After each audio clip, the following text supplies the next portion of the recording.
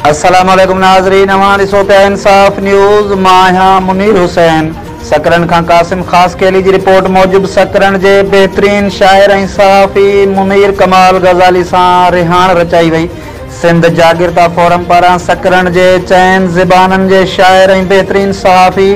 मुनीर कमाल गज़ाली सां अहमद अब्बास रेस्टोरेंट में एक रिहाण रचाई वई। प्राइम मीडिया हाउस के सदर शबीर अहमद राजपूत की सदारत में थींदड़ हिन रिहाण के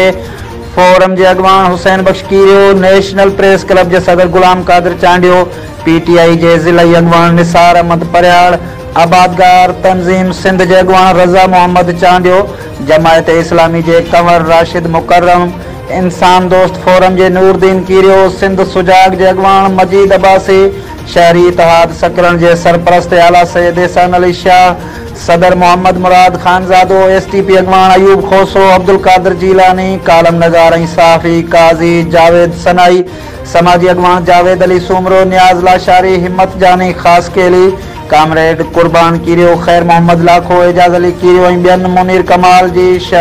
शायरी शख्सियत ज़िंदगी ते खेस खूबसूरत लफ्ज़न की भेटा ॾिनी। जॾहिं त मुनीर कमाल सां प्यार कंदड़ सभिनी दोस्तन खेस अजरक ऐं गुलन जे हारन जा तोहफ़ा पिण ॾिना। प्रोग्राम में मुनीर अख्तर ॻाल्हाईंदे सिंध जागिरता फोरम जे अॻुवाणनि जा थोरा मञा ऐं चयो त मिसकीन माण्हुनि जे ॾुखनि ऐं दर्दनि खे कलम वसीले निर्वार कंदो रहंदुसि।